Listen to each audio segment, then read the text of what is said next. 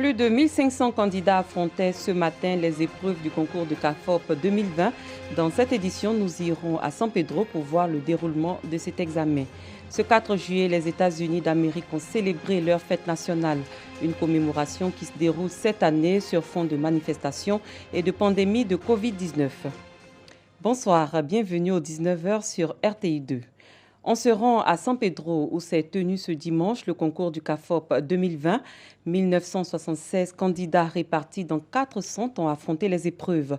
Selon notre correspondant Sam Conan, cet examen s'est bien déroulé. Suivons son point. Concours d'entrée au CAFOP 2020. À San Pedro, ils sont 1976 candidats qui affrontent depuis ce matin dans 4 centres comme celui du lycée moderne Inagui ou du groupe scolaire Clé-Ange, les épreuves de mathématiques, de français et de culture générale. Pour la première matière de ce matin, les candidats jugent abordable.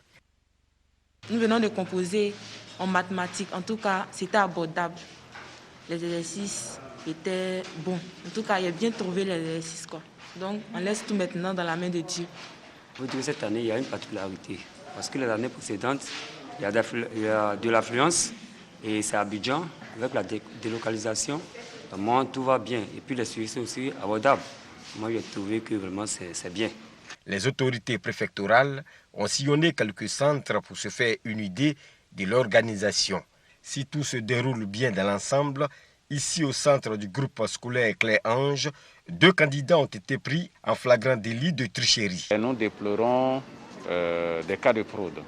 2 personnes ont été prises en flagrant délit utilisant le portable et immédiatement le protocole a été appliqué. Ces personnes ont été sorties.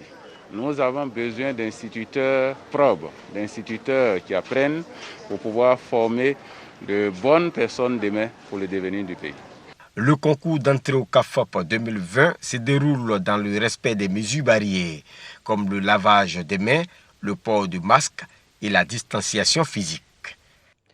L'opération Grand Ménage a débuté. Elle a été lancée hier dans les villages de Larabia, Assé et Samou, dans le département de Bonois.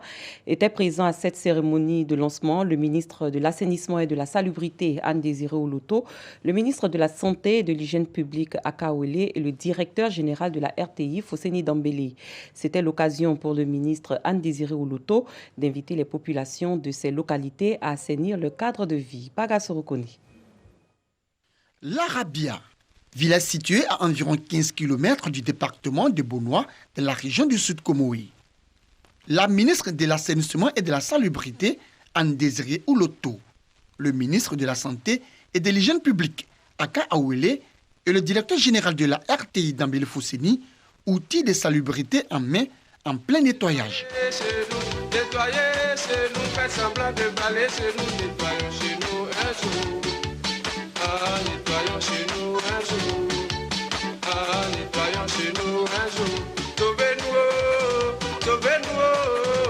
Nous sommes au lancement de la 41e édition de l'opération Grand Ménage qui vise à assainir grandes artères, rues et ruelles. En plus de l'Arabia, les villages de Assé et de Samo ont également accueilli cette opération de salubrité.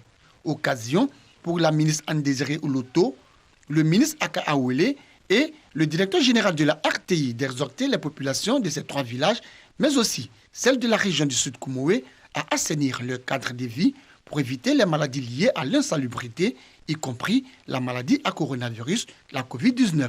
Je voudrais en tout cas saluer cet engagement de monsieur le directeur général de la RTI. Le grand ménage, je l'ai dit, c'est un instrument d'éducation, de sensibilisation pour le changement de comportement en vue d'amener nos concitoyens à participer à l'amélioration de leur cadre de vie. Et nous avons lancé un appel depuis le début de cette année aux entreprises citoyennes de Côte d'Ivoire. Malheureusement, avec l'avènement de la Covid, nous avons dû suspendre quelque peu nos activités.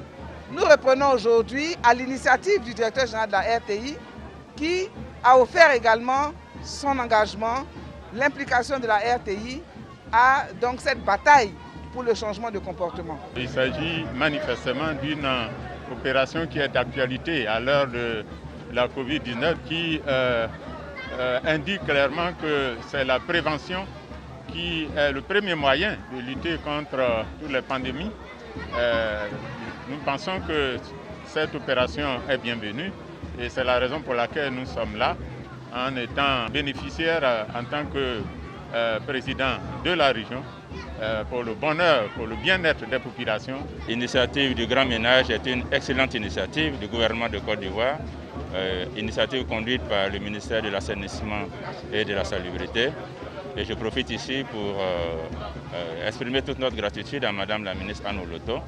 Mais c'est une initiative qui, pour atteindre le résultat du consommateur final, comme on le dirait par ailleurs, a besoin de l'implication de tout le monde.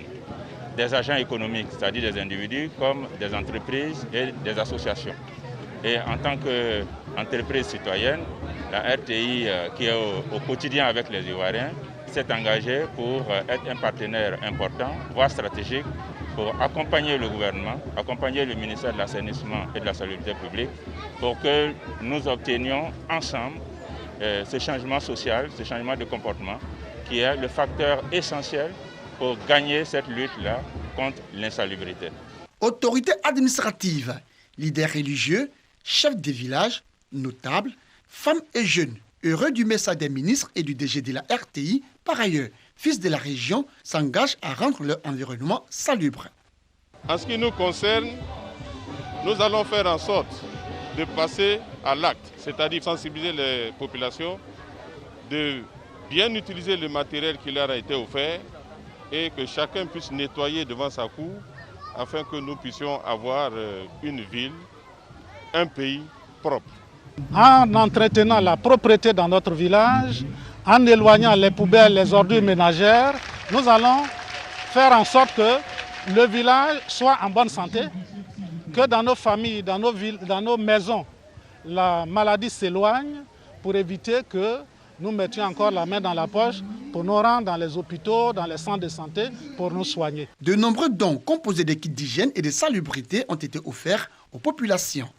Remise des diplômes aux ambassadeurs de la salubrité, installation du comité villageois de salubrité, de l'assainissement et de l'hygiène, mais aussi échange de présents, des temps forts de cette 41e édition de l'opération Grand Ménage dans les villages de l'Arabia, Assé et Samo.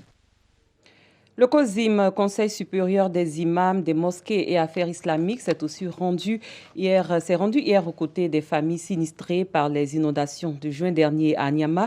Il s'agissait pour cette structure islamique d'apporter son soutien aux différentes familles, comme nous l'explique Paga Sorokoni. Des vivres et non-vivres composés de riz, de l'huile et des vêtements offerts aux familles sinistrées d'Anyama. Un don du Conseil supérieur des imams, des mosquées des affaires islamiques COSIM. Il s'agissait pour les responsables de cette structure islamique d'apporter leur soutien aux différentes familles victimes des inondations de juin dernier. Objectif, leur permettre de subvenir à leurs besoins. Les bénéficiaires ont salué ce geste des responsables du Conseil supérieur des imams des mosquées des affaires islamiques. Ils ont tenu à leur exprimer toute leur gratitude.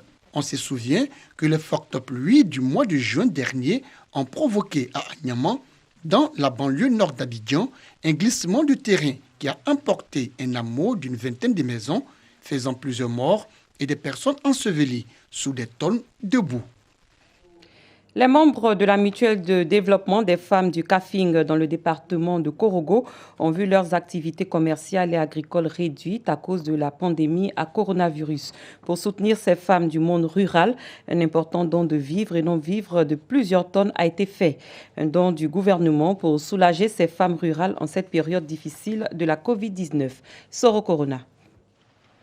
La pandémie sanitaire à coronavirus n'épargne aucun secteur d'activité. Certaines personnes ont vu leurs activités réduites de moitié. Les femmes du monde rural des sous-préfectures de Sirasso, Kanoroba, Nafoun, département de Korogo, paient également un lourd tribut de la Covid-19. Difficile écoulement des productions agricoles et activités commerciales au ralenti.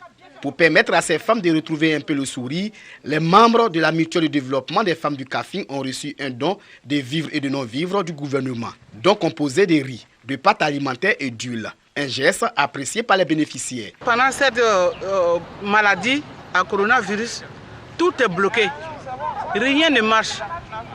Le commerce, même l'agriculture, ça ne marche pas. le commerce ne marche pas. Si aujourd'hui, notre sœur Maï a tout fait pour que nous, on ait ce qu'on a, vraiment, on lui dit merci. Mais le grand remerciement à Amadou Bon. Soro Maïmouna, présidente de cette mutuelle, a engagé ses femmes à ne pas baisser les bras et à respecter les mesures barrières pour éviter la Covid-19. Nous sommes venus les sensibiliser. Ici, les populations ne connaissent pas cette maladie-là. Nous sommes venus leur apporter des vivres parce que la situation à cause du Covid est difficile partout. Pour ce faire, Monsieur le Premier ministre a fait ce grand don pour les aider à soutenir les familles. La mutuelle de développement des femmes du Kafing a été créée en 2008 et revendique à ce jour plus de 15 000 membres. Elles exercent dans le commerce et le maraîcher. L'opération de révision de la liste électorale a démarré le 10 juin dernier. L'importance de ce processus a été expliquée aux populations de la commune de Trècheville. C'est une initiative du mouvement Un Coup KO pour le RHDP. Il entend mobiliser plus de 6 000 électeurs pour l'élection prochaine. Plus de détails dans ce reportage de Clément Boko. Mobiliser 6 000 électeurs pour le compte du RHDP à Trècheville. Pour y arriver, les populations sont incitées à se faire enrôler sur la liste électorale. C'est tout l'enjeu de cette campagne de proximité engagée par le mouvement Un Coup KO pour le RHDP. En 2010, on avait des gens qui n'ont pas pu voter parce qu'ils avaient moins de 21 ans. Il y a ceux-là qui sont pris en compte. Il y a les indécis et même les seniors, nos parents, qui, bon, très franchement, certains n'ont pas voté. Alors, on s'est dit, mais comment on fait pour convaincre tous ces gens? Il faut qu'on aille vers eux, les informer, les sensibiliser, leur dire que le président de la République, Alassane Ouattara, et son gouvernement ne peuvent pas aller aux élections sans eux. Il faut qu'ils se lèvent pour se faire inscrire sur la liste électorale parce que c'est important. Ils sont ivoiriens, ils sont importants comme ceux qui sont sur la liste électorale. Lors d'une réunion préparatoire, les cadres du mouvement Un Coup KO pour le RHDP ont mis sur pied leur plan d'action pour atteindre leurs objectifs. Dans les jours à venir, la campagne va s'intensifier pour convaincre les plus sceptiques, selon les responsables du mouvement Un Coup KO pour le RHDP. Ailleurs, les États-Unis ont célébré samedi 4 juillet leur fête nationale. Elle a été accompagnée par des manifestations contre le racisme devant la Maison-Blanche, alors que Donald Trump prononçait son discours aux accents de meeting de campagne. Le commentaire est signé Clément Boko. Un 4 juillet divisé cette année aux États-Unis. La fête nationale a été marquée par des manifestations devant la Maison-Blanche dénoncées par Donald Trump. Nous ne laisserons pas des foules en colère détruire nos statues, effacer notre histoire, endoctriner nos enfants ou piétiner nos libertés. Nous sauvegarderons nos valeurs, nos traditions, nos coutumes et nos croyances. Nous apprendrons à nos enfants à chérir leur pays pour le construire. Le pays doit aussi faire face au Covid-19 en pleine explosion. Mais le président américain se veut confiant. Nous avons été touchés par le virus venu de Chine et nous avons fait des progrès. Notre stratégie progresse bien. Il apparaît dans une région, refait surface dans une autre. Mais nous avons appris beaucoup. Nous avons appris à éteindre le feu.